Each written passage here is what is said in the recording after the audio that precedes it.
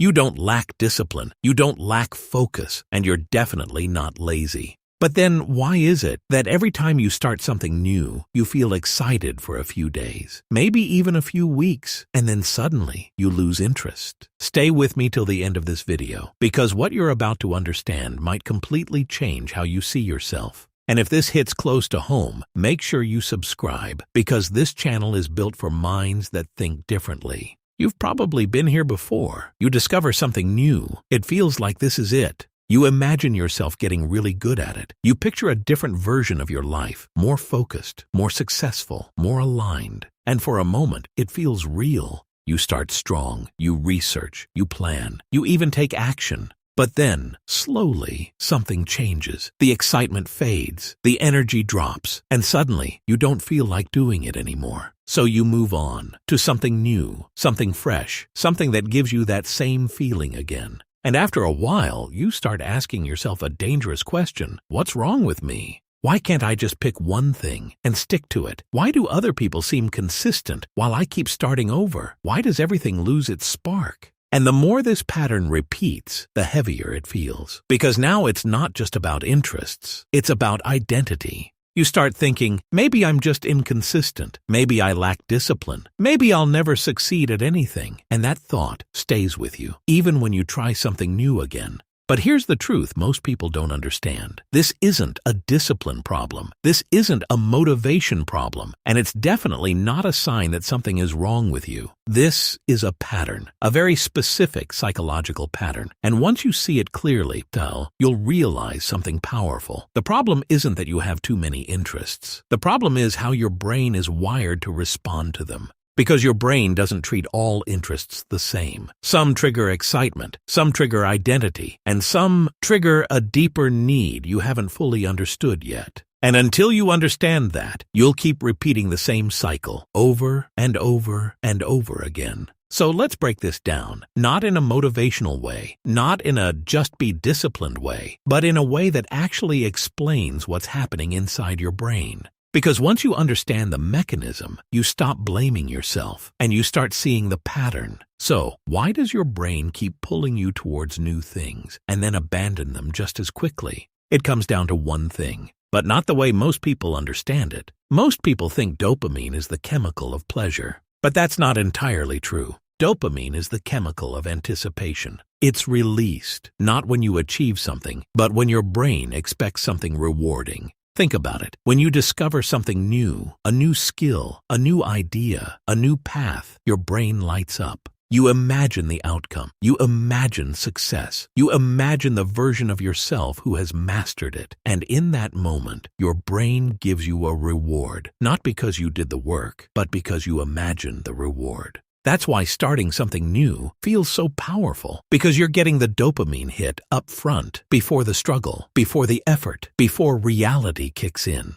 But then something happens. The novelty fades. The thing you started is no longer new. Your brain stops releasing that same level of dopamine, and now you're left with something very different. Effort without immediate reward. And that's the moment most people misunderstand. They think, I lost interest. This isn't for me. I need something else. But what's actually happening is your brain stopped getting the reward it expected. This is called novelty-seeking behavior. Your brain is wired to chase newness because new things could lead to better outcomes. So every time you switch to something new, your brain says, yes, this could be better, and it rewards you for exploring it. Now watch this carefully, because this is where the loop forms. You start something new, you feel excited, you get dopamine. Then the novelty fades. Dopamine drops. You feel bored, so you switch, and the cycle starts again. Over time, this stops being just a behavior. It becomes your identity. You start seeing yourself as someone who can't stick to anything.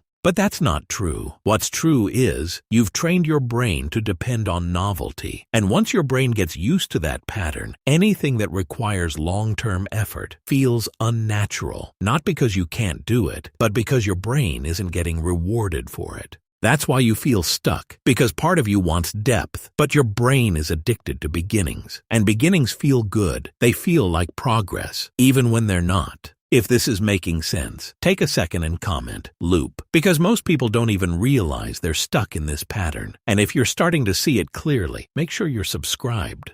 Because the next part of this video is where everything changes. Because understanding the problem is one thing, but escaping it is something completely different. So now you understand the pattern. It's not that you lack discipline. It's not that you're confused. Your brain just got used to chasing the beginning instead of building the middle. And if you don't change this, you'll keep restarting your life in different forms. New ideas will keep exciting you. New paths will keep pulling you. But nothing will ever feel complete. Not because you're incapable, but because your brain never learned how to stay. Most advice tells you just be disciplined, push through it, stay consistent. But here's the problem. You can't force your brain to do something it doesn't find rewarding. That's why you fail, not because you're weak, but because the system is wrong. So instead of forcing discipline, you need to retrain your brain's reward system. Because your brain doesn't follow logic, it follows reward. Step 1. Stop chasing excitement. You need to understand this. Excitement is not a sign of the right path. It's just a sign of something new.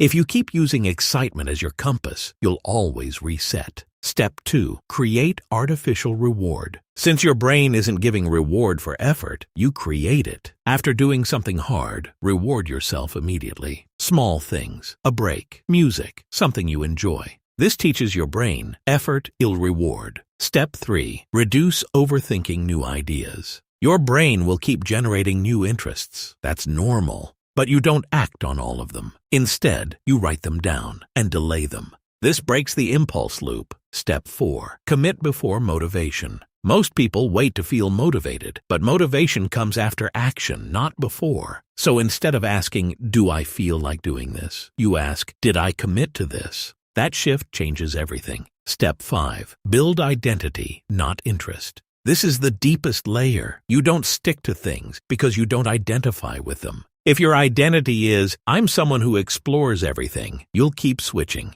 But if your identity becomes, "I'm someone who builds things," everything changes. Now you see it clearly. You were never inconsistent. You were just following what your brain rewarded. And once you change that, your behavior changes with it. The problem was never having too many interests. The problem was you never went deep enough into one. Because depth feels boring at first, but depth is where everything valuable exists. Skill, mastery, real confidence, and most people never reach it because they leave too early. If this made you see yourself differently, comment depth. So I know you're not just watching, you're understanding. And if you're ready to stop restarting your life, follow MindPatterns. Because this channel isn't about motivation. It's about understanding your mind so you can finally control it.